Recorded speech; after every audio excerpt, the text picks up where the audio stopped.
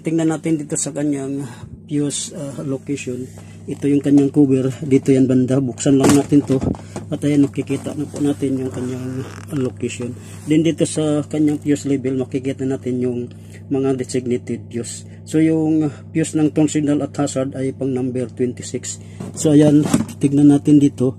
Ayan, ito yun. So nakita ko dito ay blanco. Then ayan, try nating hiraman ng fuse dito sa kanyang spare. Ito naman yung kanyang spare.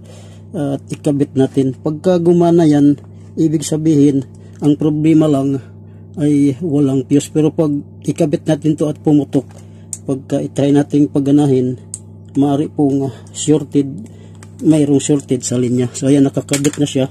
Then itry natin yung hazard. Ayan. Ayan mga boss, nakita nyo, nagbiblink na. So ayan, then yung turn signal din, ayan, yung kanan.